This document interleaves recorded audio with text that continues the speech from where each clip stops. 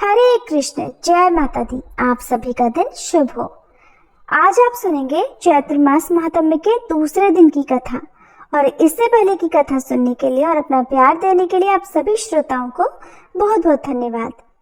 राजा सुद्युम्न के स्त्री बनने और श्रीमद देवी भागवत श्रवण के फल स्वरूप सदा के लिए पुरुष बनकर राज्य लाभ और परम पद प्राप्त करने की कथा सुनने के साथ ही श्री सूत जी ने बताया कि जब इस प्रकार की अत्यंत अद्भुत कथा सुनने के बाद भी अगस्त्य जी की इच्छा शांत नहीं हुई, तब नम्रता पूर्वक उन्होंने श्री कार्तिकेय जी से कहा।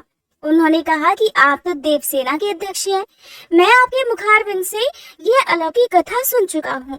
अब श्रीमद देवी भागवत का दूसरा महात्म्य सुनाने की भी कृपा कीजिए। स्कंद भगवान कहते हैं, मित्रा वरुण से प्रकट होने वाले मुने, अब ये कथा भी कहता हूँ सुनो, जिसके एक अंश में भागवत की महिमा कही गई हो, धर्म का विशद वर्णन हो और गायत्री का प्रसंग आरंभ करके उसका महत्व दर्शाया गया हो, उसे भागवत कहते हैं।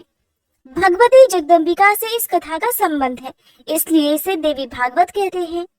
ब्रह्मा, विष्णु और शिव सभी देवता उन भगवती जगदम्बिका की आराधना करते हैं। ऋत्वाक नाम के एक बड़े मुनि थे। उनकी बुद्धि बड़ी विलक्षण थी। उनके यहाँ समय अनुसार पुत्रोत्सव हुआ। रेवती का चौथा चरण गंडांत होता है, उसी में उस बालक की उत्पत्ति हुई। मुनि ने उस लड़के की जातकर्म आदि सभी क्रियाएं सविधि संपन्न की। चूड़ाकरण और उपनयन आदि संस्कार भी संपन्न किए। महात्मा ऋत्वाक के यहाँ जब से उस पुत्र का जन्म हुआ, तभी से वे रोग और शोक से चिंतित रहने लगे। क्रोध और लोभ उन्हें सदा घेरे रहते। माता की भी वही स्थिति हो गई। उसे निरंतर अनेक रोग सताने लगे। वह उदास होकर सदा चिंता में डूबी रहती। अब वह लड़का भी उद्दंड हो गया। तब मुनि अत्यंत चिंतित होकर सोचने लगे कि ऐसा कौन सा कारण हो सकता है जिससे ये मेरा पुत्र महान दुष्ट हो गया। उस समय उस लड़के ने किसी मुनि की स्त्री को हठपूर्वक छीन लिया था। ये ऐसा प्रचंड मूर्ख था कि माता पिता की शिक्षा पर तो बिल्कुल ही ध्यान नहीं देता था। तब ऋत्वाक मुनि अत्यंत खिन्न होकर कहने लगे, मनुष्य को पुत्र न हो ये अच्छा है, किंतु दुराचारी पुत्र हो जाना किसी भी स्थिति में ठीक नहीं है, क्योंकि दुष्ट पुत्र पितरों को स्वर्ग से नरक में ढकेल देता है। वह जीवन पर्यंत पिता को केवल दुख ही दुख देता है। कुपुत्र और पाप परायण संतान से पिता कभी सुखी नहीं हो सकते, और ऐसे पुत्र जन्म को धिक्कार है। उस पुत्र से तो न मित्रों का उपकार होता है, न शत्रुओं का अपकार ही। जगत में वे ही पुरुष बड़भागी हैं जिनके घर सुपुत्र होने का अवसर सुलभ होता है। सदाचारी पुत्र दूसरे का उपकार करता है, माता पिता को सुखी बनाए रखता है, और दुराचारी पुत्र से तो संपूर्ण कुल ही नष्ट हो जाता है। जगत में अपकीर्ति होती, इस लोक और परलोक में दुख सहने पड़ते, और अंत में नरक की यातना भी भोगनी पड़ती है। कुपुत्र से तो कुल का नाश ही हो जाता है। दुष्ट स्त्री मिलने से जन्म की सार्थकता भी जाती रहती है। स्कंद जी कहते हैं, इस प्रकार दुष्ट पुत्र के नीच व्यवहार से दुखी होकर वे श्री गर्ग जी के पास चले गए और उनसे पूछने लगे कि भगवान, आप ज्योतिष शास्त्र के आचार्य हैं, मेरे पुत्र के दुराचारी होने का क्या कारण है, ये मैं आपसे पूछना चाहता हूँ, बताने की कृपा करें। मैंने गुरु की सेवा में तत्पर रहकर विधि पूर्वक वेदाध्ययन किया, ब्रह्मचर्य व्रत का पालन करके उचित रूप से विवाह की विधि भी संपन्न की।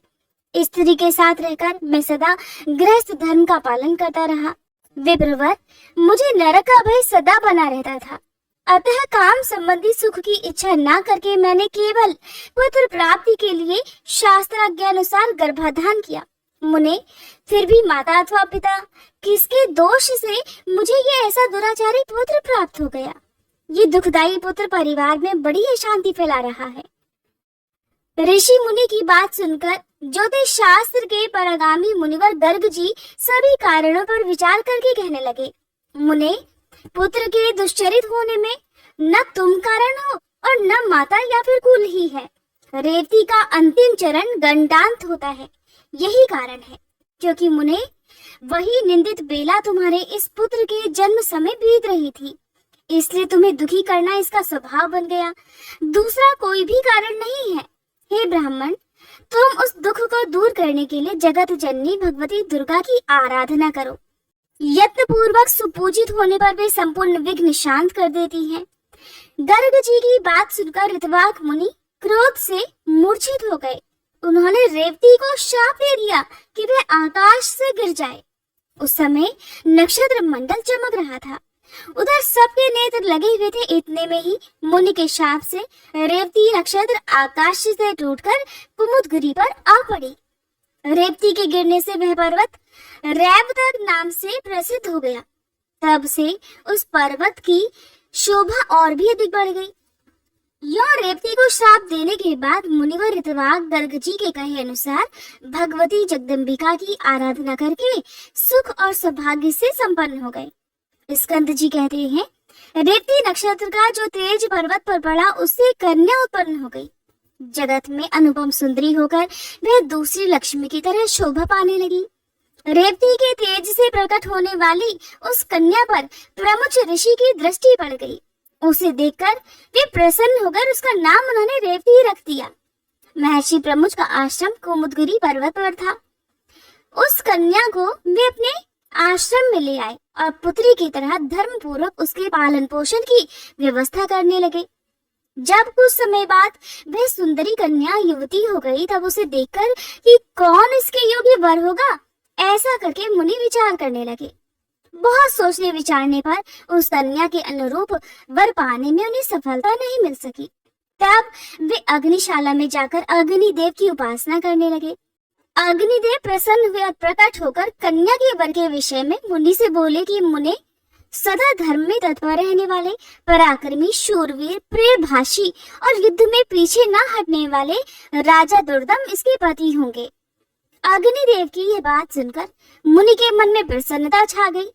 उसी समय संयोगवश राजा दुर्दम शिकार खेलने के बहाने प्रमुख ऋषि के आश्रम में आ गए। वे बड़े बुद्धिमान, बलवान और शक्तिशाली थे। उनके पिता का नाम विक्रमशील और माता का नाम कालिंदी था। प्रियव्रत के वंश में उनकी उत्पत्ति हुई थी।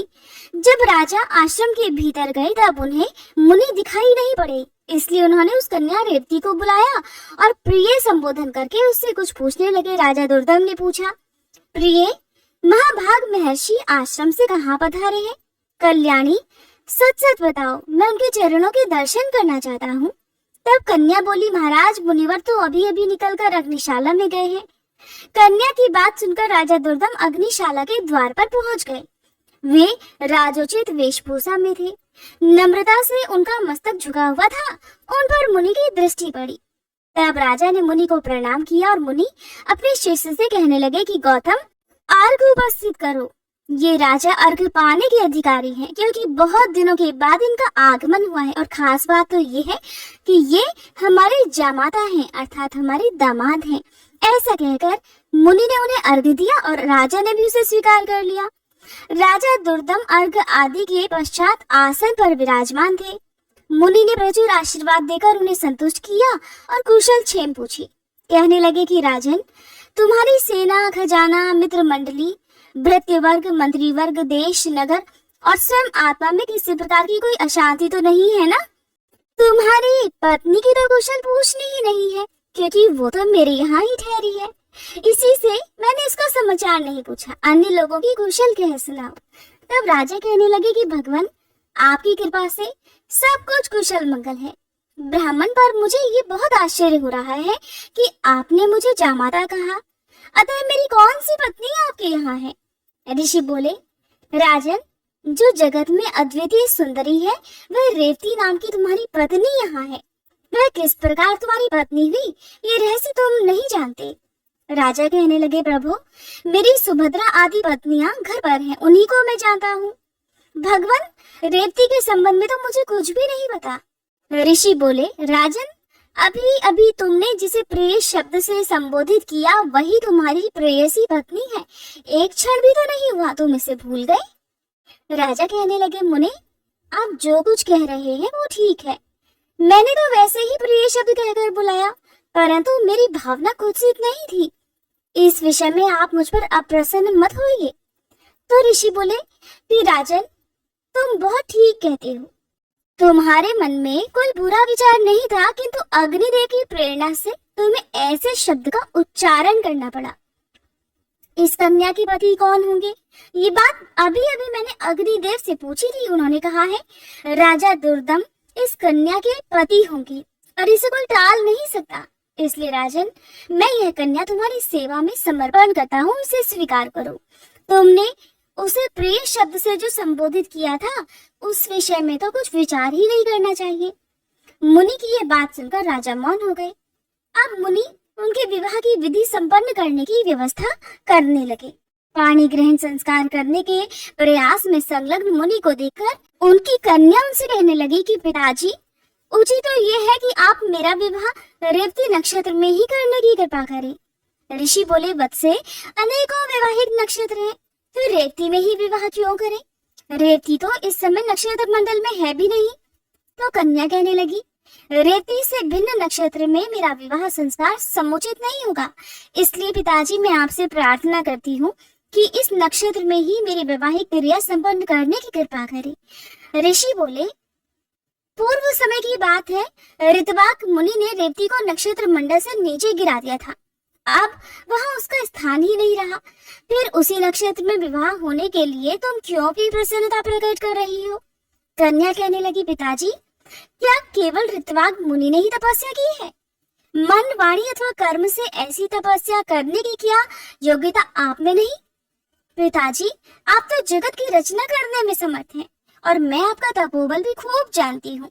इसलिए आप रेवती को नक्षत्र मंडल में पुनः स्थापित करके उसी नक्षत्र में मेरा विवाह कर दीजिए। तब ऋषि कहने लगे, तुम्हारा कल्याण हो पुत्री, तुम जैसा कहती हो वैसा ही होगा। मैं तुम्हारे लिए आज ही रेवती नक्षत्र को सोम मार्ग में स्थित करके उसी में तुम्हारा विवाह संस्कार संपन्न करूंगा। स्कंद जी कहते हैं, हे अगस्त, इस प्रकार कहकर मुनि ने अपनी तपस्या के प्रभाव से उसी समय रेवती को नक्षत्र मंडल में पूर्ववत स्थापित कर दिया। फिर उसी नक्षत्र में ही वैवाहिक विधि के अनुसार मुनि ने राजा दुर्दम को वह रेवती नाम की कन्या सौंप दी। विवाह कर देने के बाद मुनि ने राजा से कहा, वीर, तुम्हें क्या पाने की इच्छा है, कहो, उसे मैं पूर्ण करने को तैयार हूँ। राजा बोले, मुनिवर, मैं स्वयंभू मनु का वंशज हूँ। आपकी कृपा से मुझे मनवंतर का अधिष्ठाता पुत्र प्राप्त हो, यही मेरी इच्छा है। मुनि ने कहा, राजन, अगर तुम्हारी ऐसी इच्छा है तो भगवती जगदम्बिका की आराधना करो, तब मनवंतर का स्वामी पुत्र तुम्हें अवश्य ही प्राप्त होगा। श्रीमद् देवी भागवत पुराण 5वां पुराण है। उसकी 5 आवृत्तियां श्रवण करने से तुम अपने मन के अनुसार पुत्र प्राप्त कर लोगे। इस रेवती के गर्भ से 5वां रैवत नामक मनु होगा। उसे वेद की पूर्ण जानकारी रहेगी, शास्त्र के सभी रहस्य उसे ज्ञात रहेंगे, धर्म में उसकी निष्ठा रहेगी और वह युद्ध में कभी पराजित नहीं हो सकेगा। मुनि के ऐसा कहने पर राजा ने उनके चरणों में मस्तक झुकाया और पत्नी को साथ लेकर वे अपने नगर को चले गए। पिता पितामह की राजगद्दी पर बैठकर उन्होंने फिर शासन आरंभ कर दिया। राजा दुर्दम बड़े बुद्धिमान और धर्मात्मा थे। वे उसी प्रकार प्रजा की रक्षा करते रहे जैसे औरस पुत्र की जाती है। एक समय की बात है, महात्मा लोमश जी राजभवन में पधारे। राजा ने प्रणाम करके उनका स्वागत सत्कार किया और हाथ जोड़कर कहने लगे कि मुने, आप तो सर्वसमर्थ हैं, मुझे पुत्र पाने की इच्छा है, अतः आप श्रीमद् देवी भागवत नामक पुराण सुनाने की कृपा कीजिए। राजा की बात सुनकर लोमश जी को बड़ा आनंद हुआ। वे कहने लगे, राजन, तुम धन्य हो, तभी तो त्रिलोक जननी भगवती दुर्गा में तुम्हारी ऐसी भक्ति जागृत हो गई है। जो भगवती जगदम्बिका देवता, दानव और मनुष्य की परम आराध्या है, उनमें जब तुम्हारी भक्ति हो गई तब फिर तुम्हारा कार्य सिद्ध होने में भला क्या संदेह है। इसलिए राजन, मैं तुम्हें श्रीमद् देवी भागवत पुराण अवश्य ही सुनाऊंगा। उसके श्रवण मात्र से कोई भी पदार्थ पाने की इच्छा शेष नहीं रह जाती। ब्राह्मण, ऐसा कहकर लोमश जी ने शुभ मुहूर्त में कथा आरंभ कर दी। राजा दुर्दम सपत्नीक बैठकर विधि पूर्वक कथा की 5 आवृत्तियां सुनते रहे। कथा समाप्त होने के दिन उन धर्मात्मा ने अत्यंत आनंद के साथ पुराण और मुनि की पूजा की। निर्वाण मंत्र से हवन किया, कुमारी कन्याएं जिमाई गई, वे सपत्नीक ब्राह्मण भोजन में सम्मिलित हुए और सबको दक्षिणा देकर संतुष्ट किया गया। कुछ समय बीतने पर भगवती देवी की कृपा से रानी को लोक का कल्याण करने वाला गर्भ ठहर गया। गर्भ की अवधि पूर्ण होने पर ग्रहों के उत्तम योग में रानी ने पुत्र को जन्म दिया। उस समय संपूर्ण मंगल प्रदान करने वाला मुहूर्त बीत रहा था। पुत्र जन्म की बात सुनकर राजा के मन में अपार हर्ष छा गया। उन्होंने स्नान किया, स्वर्ण के कलश रखे गए और उनके जल से जातकर्म आदि क्रियाएं सुचारू रूप से संपन्न की गई। ब्राह्मणों को दान देकर संतुष्ट किया गया। फिर समय पर यज्ञोपवीत हुआ और अंगों तथा उपांगों सहित वेद पढ़ाने की राजा ने व्यवस्था कर दी। फिर रैवत नाम से विख्यात वह बालक संपूर्ण क्रियाओं का परागामी, धर्मात्मा, धर्म का प्रवचन और अनुष्ठान करने वाला, परम पराक्रमी तथा अस्त्र वेताओं में सर्वश्रेष्ठ निकला। फिर ब्रह्मा जी ने रैवत को मनु के पद पर प्रतिष्ठित कर दिया। श्रीमान रैवत मनवंतर के स्वामी बनकर धर्म पूर्वक पृथ्वी पर शासन करने लगे। इस प्रकार मैंने भगवती जगदम्बिका के और पुराण के महात्म्य का संक्षेप से वर्णन कर दिया। उसे विस्तार पूर्वक कहने में तो कोई भी समर्थ नहीं हो सकता। श्री सूत जी कहते हैं, अगस्त जी ने श्रीमद देवी भागवत के महात्म्य और विधि सुनने के बाद स्वामी कार्तिकेय जी की पूजा की और पुनः अपने आश्रम को लौट आए। ब्राह्मणों, तुम लोगों के समक्ष देवी भागवत के महात्म्य का वर्णन मैं कर चुका। भक्ति पूर्वक इसे पढ़ने और सुनने वाला पुरुष जगत में भोगों को भोगकर अंत में भव बंधन से मुक्त हो जाता है, अर्थात मोक्ष को प्राप्त कर लेता है। ऋषिगण बोले, हे महाभाग सूत जी, हम देवी भागवत के उत्तम महात्म्य को तो सुन चुके, अब पुराण श्रवण की विधि भी सुनना चाहते हैं। तब सूत जी कहने लगे, मुनिगणों, विद्वान पुरुष को चाहिए कि सर्वप्रथम ज्योतिषी को बुलाकर उससे मुहूर्त पूछे। ज्येष्ठ मास से लेकर 6 महीने पुराण श्रवण के लिए उत्तम है। हस्त, अश्विनी, मूल, पुष्य, रोहिणी, श्रवण और मृगशिरा तथा अनुराधा नक्षत्र पुण्यतिथियां और शुभ ग्रह वार, इनमें कथा आरंभ करने से उत्तम फल की प्राप्ति होती है। जिस नक्षत्र में बृहस्पति हो उसे चंद्रमा तक गिने। क्रमशः फल यह समझना चाहिए कि 4 तक धर्म प्राप्ति, फिर 4 तक लक्ष्मी प्राप्ति, इसके बाद 1 नक्षत्र कथा में सिद्धि देने वाला, फिर 5 नक्षत्र सुखकर, बाद में 6 नक्षत्र पीड़ा देने वाले, इसके बाद 4 नक्षत्र राज में उपस्थित करने वाले, तदंतर 3 नक्षत्र ज्ञान प्राप्ति में सहायक होते हैं। पुराण श्रवण के आरंभ में इस चक्र पर अवश्य ही विचार कर लेना चाहिए। ये भगवान शंकर का कथन है। अथवा भगवती जगदम्बिका को प्रसन्न करने के लिए 4 नवरात्रों में इसका श्रवण करना चाहिए। इसके सिवा अन्य महीनों में भी इसे सुना जा सकता है, परंतु तब भी तिथि, नक्षत्र और दिन के संबंध में विचार करना परम आवश्यक है। विवेकशील पुरुष का कर्तव्य होता है कि विवाह आदि यज्ञों में जैसी सामग्री आवश्यक होती है वैसे ही सामग्री इस नवाह यज्ञ में भी एकत्रित करने का प्रयास करे। दंभ और लोभ से रहित अनेकों सहायक विद्वान रहने चाहिए। भगवती जगदम्बिका में भक्ति रखने वाले 4 अन्य पुरुष तथा वाचक के अतिरिक्त बैठकर पाठ करें। प्रत्येक दिशा में इस प्रकार संदेश भिजवाना चाहिए कि आप लोग यहाँ अवश्य ही पधारिए, श्रीमद देवी भागवत की कथा आरंभ हो रही है। सूर्य, गणेश, शिव, शक्ति तथा विष्णु किन्हीं भी देवताओं में भक्ति रखने वाले क्यों न हो, वे सभी इस कथा श्रवण के अधिकारी हैं, क्योंकि सभी देवता भगवती आद्य शक्ति की उपासना तो करते ही हैं। श्रीमद देवी भागवत की कथा अमृतमयी है। इसमें अटूट प्रेम रखने वाले सज्जन इस रस को पीने की उत्कट इच्छा से यहाँ अवश्य ही पधारने की कृपा करें। ब्राह्मण आदि 4 वर्ण, स्त्रियां, आश्रमवासी, चाहे सकाम हो या निष्काम, सभी इस कथा रूपी अमृत का पान करने के अधिकारी हैं। अगर 9 दिनों तक कथा सुनने का अवकाश न मिले तो इस पुण्यमय यज्ञ में यथा अवसर कुछ समय के लिए तो अवश्य ही आना चाहिए। अत्यंत नम्रता के साथ जनसभा में निमंत्रण भेजना चाहिए। आए हुए सज्जनों को ठहराने के लिए समुचित स्थान का प्रबंध करना चाहिए। धरती को झाड़ बुहार कर कथा का स्थान सजाएं। वहाँ की भूमि विस्तृत हो उसे गोबर से लीपना चाहिए। वहाँ सुंदर मंडप बनाएं, केले के खंभे लगाए जाएं, ऊपर चांदनी लगा दी जाए, ध्वजा और पताकाओं से मंडप की सजावट होनी चाहिए। कथावाचक के लिए दिव्य आसन लगाएं। उस आसन पर सुखप्रद बिछौना होना चाहिए। यत्न पूर्वक ऐसा आसन बनाएं कि वक्ता पूर्व अथवा उत्तर की ओर मुंह करके कथा बांध सके। कथा सुनने के लिए स्त्री पुरुष सभी आए और उनके लिए समुचित आसनों की व्यवस्था हो। सुंदर ढंग से प्रवचन करने वाले, इंद्रिय विजयी, शास्त्र ज्ञानी, देवी के उपासक, दयाशील, निष्पृह, उदार और सत असत का ज्ञान रखने वाले विद्वान पुरुष उत्तम वक्ता माने जाते हैं।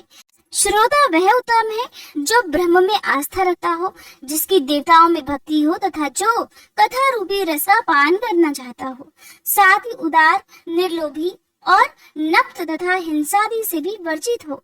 पाखंड रचने वाला, लोभी, स्त्री लंपट, धर्म त्याजी, कटुभाषी और क्रोधी स्वभाव वाला वक्ता देवी यज्ञ में श्रेष्ठ नहीं माना गया है।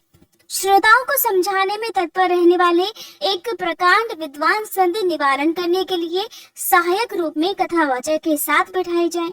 कथा आरंभ होने के पहले ही दिन वक्ता और श्रोतागण शौर कर्म करा ले। इसके बाद नियम पालन करने में लग जाएं।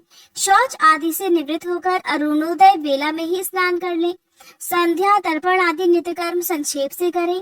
श्रीमद् देवी भागवत की कथा सुनने का अधिकारी बनने के लिए गौदान करना चाहिए। श्रीमद् देवी भागवत की पुस्तक सुंदर अक्षरों से संपन्न भगवती की वांग्मयी मूर्ति है। संपूर्ण उपचारों से इसकी पूजा परम आवश्यक है तथा की निर्विघ्न समाप्ति के लिए 5 ब्राह्मणों को उनका पूजन करें।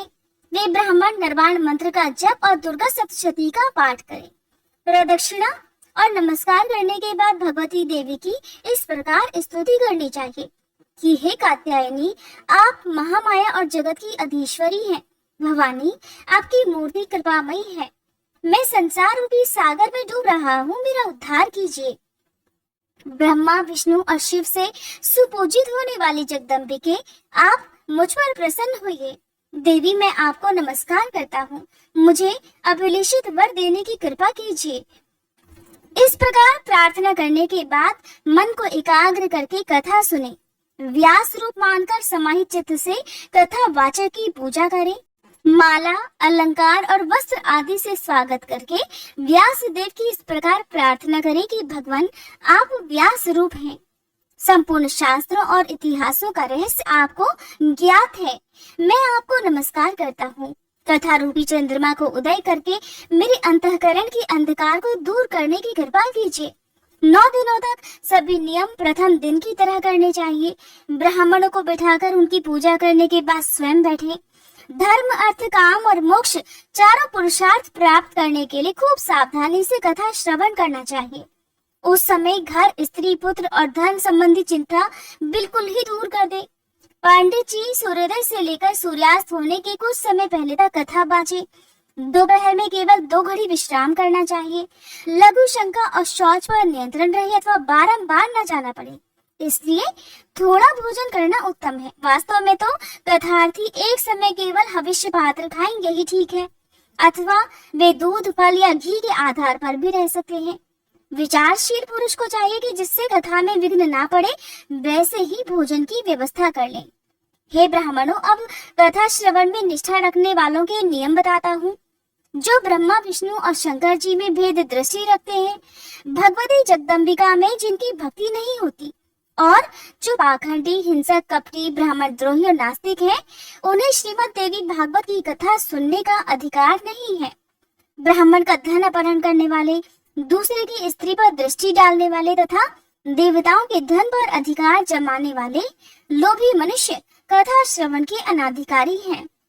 व्रती पुरुष ब्रह्मचर्य का पालन करे, जमीन पर सोए, सत्य बोले, इंद्रियों को काबू में रखे और कथा समाप्त होने पर रात में संयम पूर्वक पत्रावली में अर्थात पत्ते के ऊपर भोजन करे।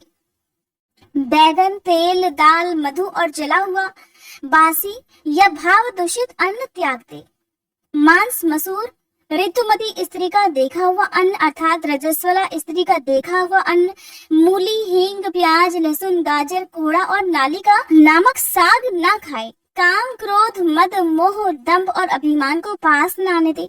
ब्राह्मण द्रोही, पतित, संस्कारहीन, चांडाल, यवन, रजस्वला स्त्री और वेद विहीन मनुष्यों के साथ कथा के व्रत में संलग्न पुरुष बातचीत न करे।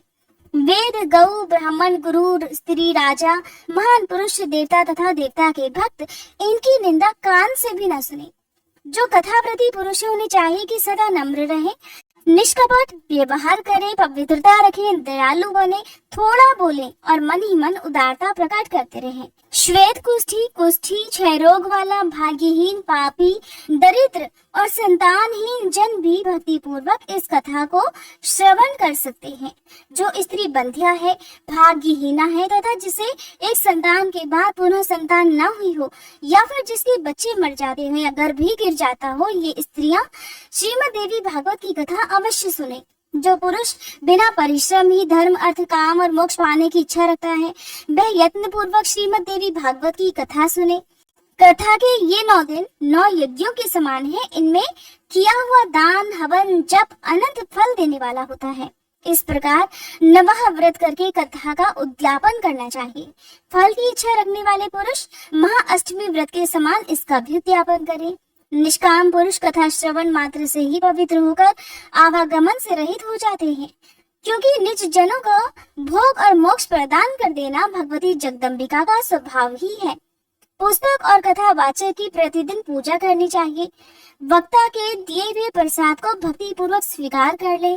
जो पुरुष प्रतिदिन कुमारी कन्याओं की पूजा करता, उन्हें जिमाता और प्रार्थना करता है, साथ ही सुवासिनी स्त्रियों और ब्राह्मणों को भी भोजन कराता है, उसकी कार्य सिद्धि में कुछ भी संदेह नहीं रहता। कथा समाप्ति के दिन संपूर्ण दोषों के शमनार्थ गायत्री सहस्त्रनाम अथवा विष्णु सहस्त्रनाम का पाठ करना चाहिए। जिनके स्मरण और नामोच्चारण से तप, यज्ञ और क्रियाओं में न्यूनता नहीं रह जाती, उन भगवान विष्णु का कीर्तन अवश्य ही करना चाहिए। समाप्ति के दिन श्री दुर्गा सप्तशती मंत्रों से या फिर देवी भागवत के मूल पाठ से अथवा निर्वाण मंत्र से हवन करने का विधान है, या गायत्री मंत्र का उच्चारण करके घी सहित खीर का हवन करना चाहिए, क्योंकि इस श्रीमद् देवी भागवत को गायत्री का स्वरूप ही कहा गया है। वस्त्र, आभूषण और धन से कथा वाचक को संतुष्ट करना चाहिए। कथा वाचक के प्रसन्न हो जाने पर संपूर्ण देवताओं की प्रसन्नता उपलब्ध हो जाती है। भक्ति पूर्वक ब्राह्मणों को भोजन कराकर फिर उन्हें दक्षिणा से संतुष्ट करें, क्योंकि ब्राह्मण पृथ्वी पर देवता के स्वरूप हैं। उनके प्रसन्न होने पर अपनी अभिलाषा भी पूर्ण हो जाती है। देवी में भक्ति रखने वाला पुरुष सुहागिनी स्त्रियों को और कुमारी कन्याओं को भोजन कराए, उन्हें दक्षिणा देकर अपने कार्य की सिद्धि के लिए उनसे प्रार्थना करे। स्वर्ण, दूध देने वाली गाय, हाथी, घोड़े तथा पृथ्वी आदि का भी दान करना चाहिए। इस दान का अक्षय फल होता है। यह श्रीमद् देवी भागवत सुंदर अक्षरों में लिखा जाए। इसे रेशमी वस्त्र में लपेटकर स्वर्ण के सिंहासन पर रखें और अष्टमी अथवा नवमी के दिन कथा वाचक की पूजा करके उन्हें दे दें। ऐसा करने से वह पुरुष इस लोक में भोगों को भोगकर अंत में दुर्लभ मुक्ति पा जाता है। पुराण की जानकारी रखने वाला दरिद्र, दुर्बल, बालक, तरुण अथवा बूढ़ा पुरुष भी नमस्कार कराने का अधिकारी, पूज्य और सर्वदा आदरणीय माना जाता है। गुण और जन्म देने वाले जगत में अनेकों गुरु हैं, किंतु उन सब की अपेक्षा पुराण का ज्ञाता गुरु ही सर्वश्रेष्ठ समझा जाता है। पुराण की जानकारी रखने वाला ब्राह्मण अगर व्यास गद्दी पर बैठकर कथा बाँच रहा हो तो प्रसंग समाप्त होने के पूर्व किसी को भी प्रणाम न करे। पुराण की कथा परम पवित्र है। जो इसे उपेक्षा बुद्धि से सुनते हैं उन्हें फल तो मिलता नहीं, बल्कि उल्टे दुख और दरिद्र भोगने पड़ते हैं। पुराण के जानने वाले पुरुष को आसन, पात्र, द्रव्य, फल, वस्त्र और कंबल देने वाले बड़भागी जन भगवत धाम के अधिकारी होते हैं। जो पुस्तक को रेशमी वस्त्र और सूत्र से सजाकर दान करते हैं, उन पुरुषों को अनेक सुख भोगने का अवसर प्राप्त होता है। अगर कोई पुरुष जिस किसी प्रकार से देवी भागवत की 9 आवृत्तियां सुन चुका हो, ये देवी भागवत 9 बार सुन चुका हो, उसके फल का कहाँ तक वर्णन किया जाए, वो तो जीवन मुक्त ही हो जाता है। राजा से शत्रुता हो जाए, हैजा आदि महामारी का प्रकोप हो या अकाल पड़ जाए अथवा राष्ट्र विप्लव हो, राष्ट्र में देश में दुख हो, अकाल हो, तो इन सब के भय की शांति के लिए ये देवी भागवत अवश्य ही सुनना चाहिए। हे ब्राह्मणों, भूत प्रेत संबंधी बाधा शांत करने, शत्रु से राज्य पाने तथा पुत्रोत्सव होने के लिए इस देवी भागवत का श्रवण परम आवश्यक है। श्रीमद् देवी भागवत के आधे श्लोक अथवा आधे पाठ को भी श्रवण पठन करने वाला पुरुष परम पद का अधिकारी हो जाता है। स्वयं भगवती जगदम्बिका के श्रीमुख से आधा श्लोक ही निकला, फिर शिष्य परंपरा से उसी का इतना विस्तृत देवी भागवत तैयार हो गया। गायत्री से बढ़कर ना कोई धर्म है, ना तपस्या है, ना देवता है और ना ही भजने योग्य ही है।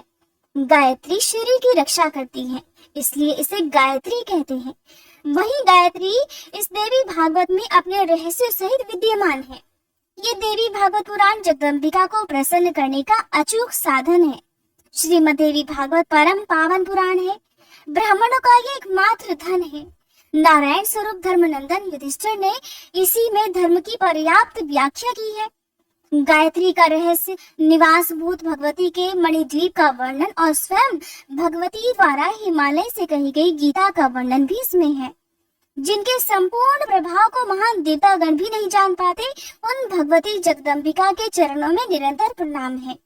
जिनके चरण कमलों की धूलि के प्रभाव से ब्रह्मा जी इस जगत की सृष्टि करते, विष्णु पालन करते और रुद्र संहार करने में सफल होते हैं, उन भगवती जगदम्बिका के चरणों में निरंतर प्रणाम है। मणिद्वीप पर भगवती जगदम्बिका का भव्य भवन विराजमान है। ये भवन चिंतामणि आदि रत्नों से बना है। अमृत से भरे कूप और दिव्य वृक्ष उसकी शोभा बढ़ाते हैं। भगवान शंकर के हृदय में स्थान पाने वाली प्रसन्न वदना भगवती जगदम्बिका वहाँ विराजती है।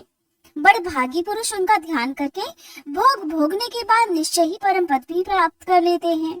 ब्रह्मा, विष्णु, शंकर और इंद्र आदि देवता जिनकी उपासना करते हैं, वे मणिद्वीप की अधिष्ठात्री देवी भगवती जगदम्बिका जगत का कल्याण करे।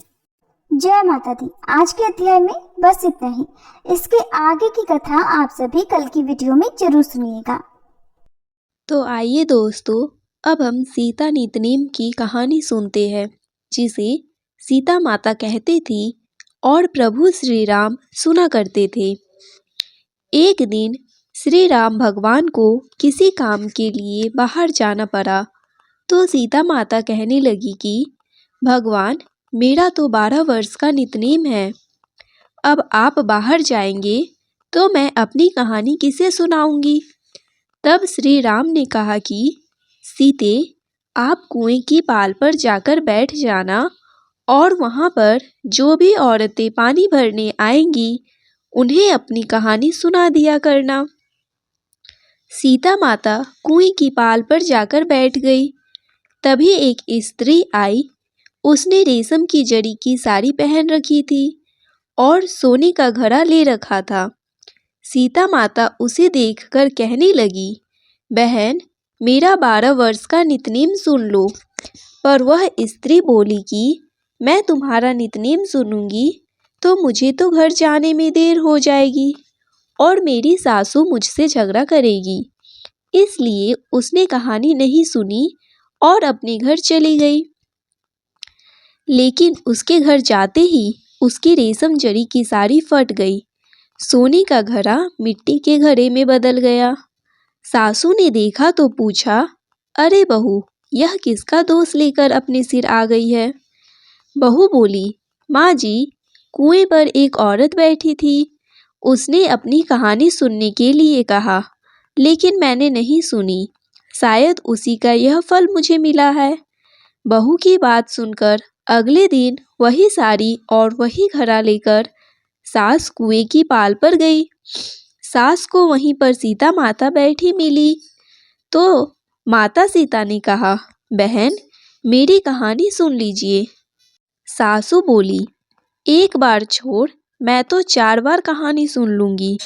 तब सीता माता बोली, राम आए, लक्ष्मण आए, देश के पुजारी आए, नित नेम का नेम लाए। आओ राम, बैठो राम, तभी रसोई जीमो राम।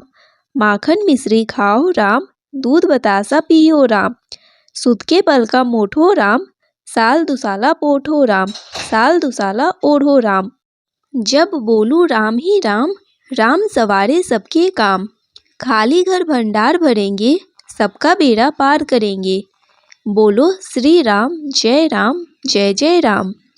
सासू बोली, बहन, कहानी तो बहुत अच्छी लगी।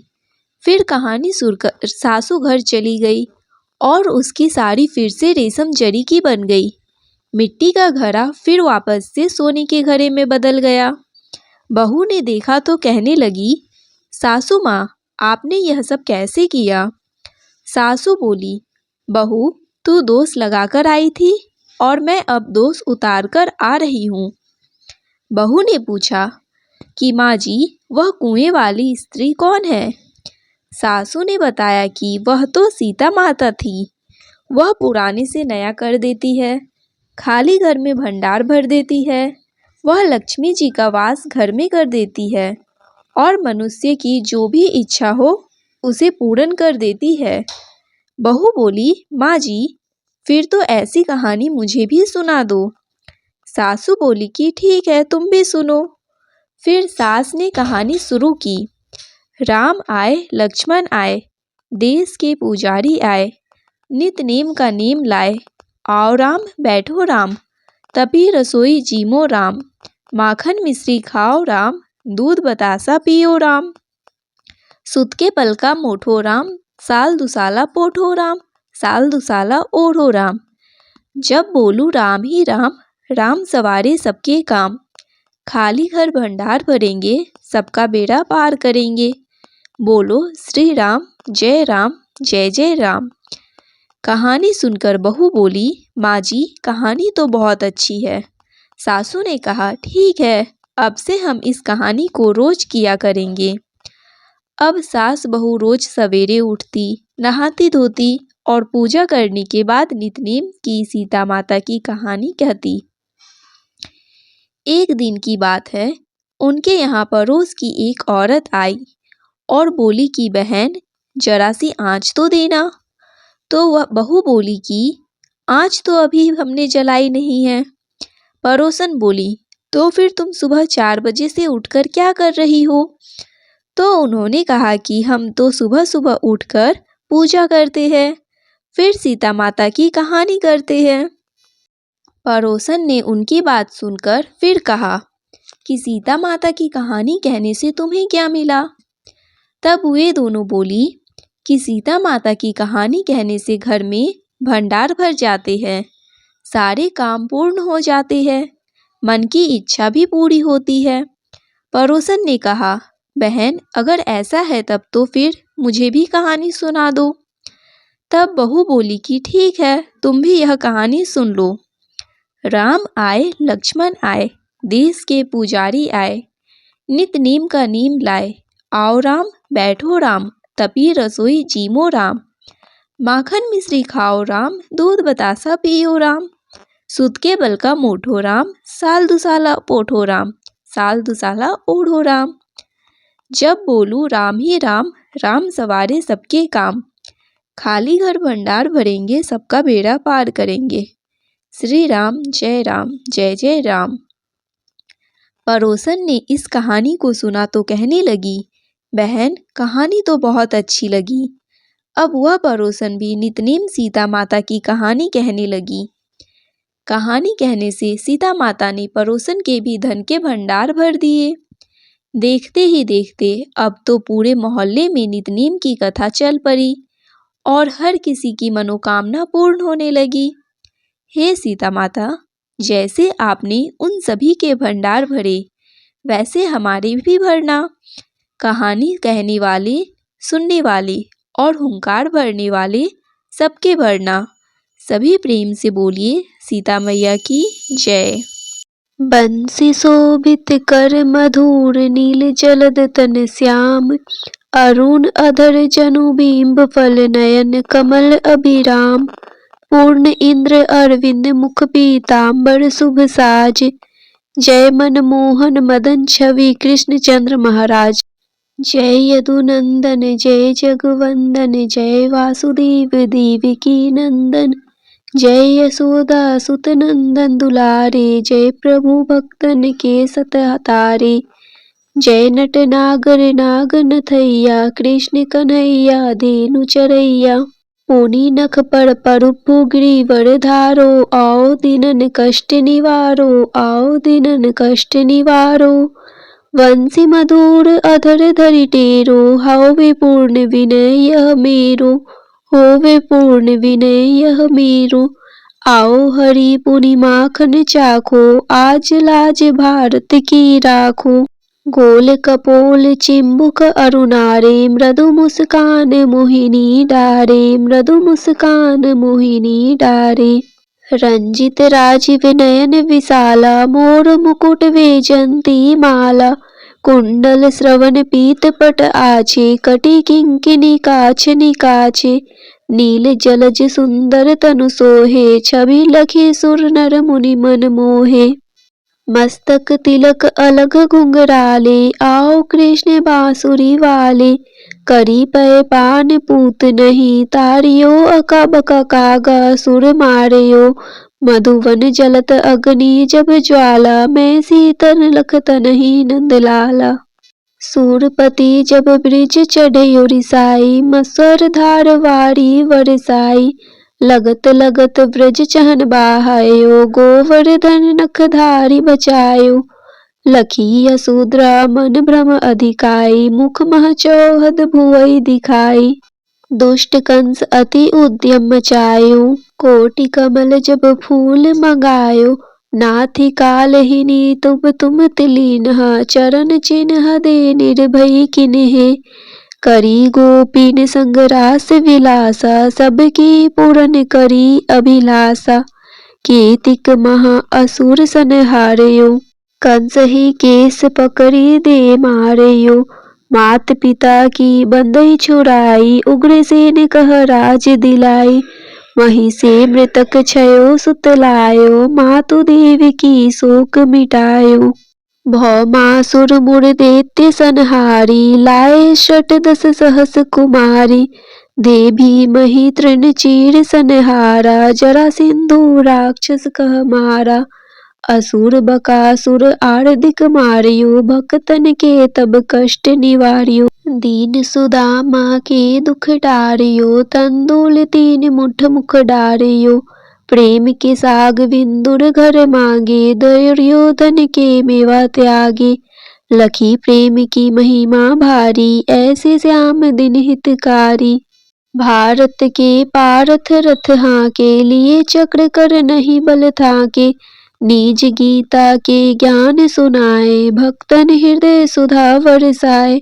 मीरा थी ऐसी मत वाली, विष पी गई बजा कर ताली। रान भेजा सांप पिटारी, सालिग्राम बने बनवारी। निज माया तुम विधि ही दिखायो, उड़ते संयम सकल मिटायो।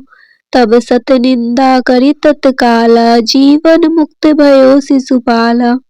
जब ही द्रौपदी टेर लगाई, दीनानाथ लाज अब जाई। तुरत ही वसन बने नंदलाला, बढ़े चीर में भीरी अरि मुँह काला। अस अनाथ के नाथ कन्हैया, डूबत भवंबर बचावड नैया।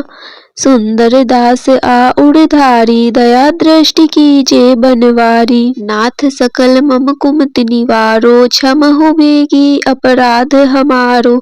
खोलो पट अब दर्शन दीजे, बोलो कृष्ण कन्हैया कीजे। यह चालीसा कृष्ण का पाठ करे उड़धारी, अष्ट सिद्धि नवनिधि फल लहे पदारथ चारी। इति श्री कृष्ण चालीसा संपूर्ण। श्री तुलसी चालीसा पाठ। जय जय तुलसी माता, सब जग की सुखदाता। विष्णु प्रिय भवानी, पूजत हरि हर ज्ञानी। नमो नमो तुलसी महारानी, नमो नमो तुलसी महारानी। पाप नाशिनी पुण्य प्रदानी, सब जग की हो सुखदानी। नमो नमो तुलसी महारानी। सब जग की हो सुखदानी, सब जग की हो सुखदानी। जय तुलसी जग की सुखदानी, जय तुलसी जग की सुखदानी। पाप नाशिनी पुण्य प्रदानी, सब जग की हो सुखदानी। पाप नाशिनी पुण्य प्रदानी, सब जग की हो सुखदानी, सब जग की हो सुखदानी। नर नारी जो तुलसी ध्यावे, सब सुख संपत्ति पूर्ण पावे। लक्ष्मी रूप धरो तुम माता, विष्णु प्रिय भव भवदाता। घर में तुलसी रहे निरंतर, होए न दरिद्रता का अंतर। कृपा दृष्टि जब तुम कर देवी, सब विपदा पल में हर लेती। तुलसी पूजन जो नर नारी, करे सदा सुख संपत्ति भारी। कष्ट न आवे रोग न बाधा, सदा रहे सुख सौख्य साधा। तुलसी माता की महिमा न्यारी, महिमा गावे वेद पुरानी। राम नाम को करे प्रचार, भक्तन को दे भव से पार। जो कोई तुलसी चालीसा गावे, भक्ति भाव से शीस नवावे, उसके घर सुख शांति आवे, कृपा तुम्हारी सदा लहावे। तुलसी माता की सदा करो वंदना, शीस नवाए। तुलसी माता की सदा करो वंदना, शीस नवाए। कृपा दृष्टि मुझ पर रहे, संकट दूर भगाए। कृपा दृष्टि मुझ पर रहे, संकट दूर भगाए।